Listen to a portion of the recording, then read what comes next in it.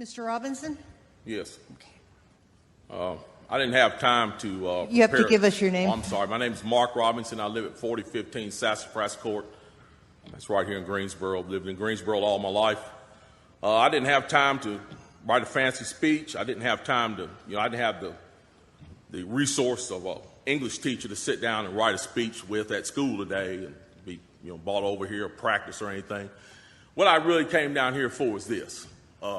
I've heard a whole lot of people in here talking tonight about this group and that group and domestic violence and blacks, these minorities and that minority. What I want to know is, when are you all going to start standing up for the majority? And here's who the majority is. I'm the majority. I'm a law-abiding citizen who's never shot anybody, never committed a serious crime, never committed a felony. I've never done anything like that. But it seems like every time we have one of these shootings, nobody wants to put the blame where it goes, which is at the shooter's feet. You want to put it at my feet. You want to turn around and restrict my right, constitutional right that's spelled out in black and white. You want to restrict my right to buy a firearm and protect myself from some of the very people you're talking about in here tonight. It's ridiculous. I don't think Rod Serling could come up with a better script.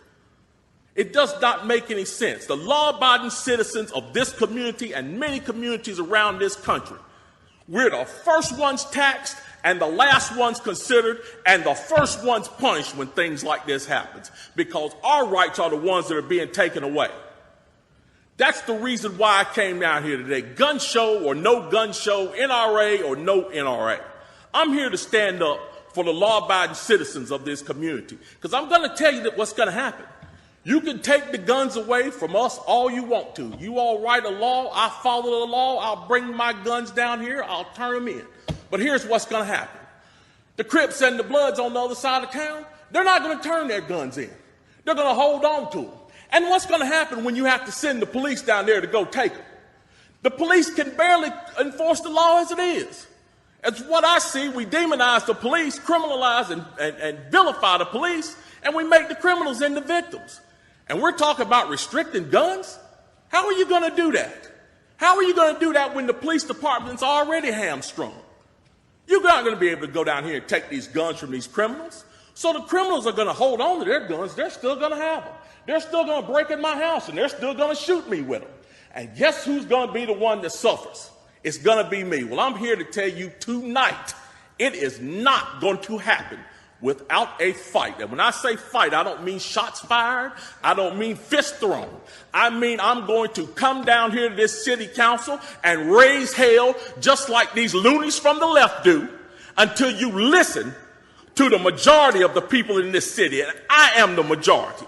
The majority of the people in this city are law-abiding, and they follow the law, and they want their constitutional right to be able to bear arms. They want to be able to go to the gun show and buy a hunting rifle or a sport rifle. There are no military-grade weapons sold at the gun show. An AR-15 is not a military-grade weapon. Anybody that would go into combat with an AR-15 is a fool. It's a semi-automatic .22 rifle.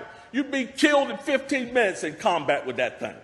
So we need to dispel all these myths, and we need to drop all this division that we got going on here. Because the bottom line is, when that Second Amendment was written, whether the framers liked it or not, they wrote it for everybody. And I am everybody. And the law-abiding citizens of this city are everybody. And we want our rights, and we want to keep our rights. And by God, we're going to keep them, come hell or high water.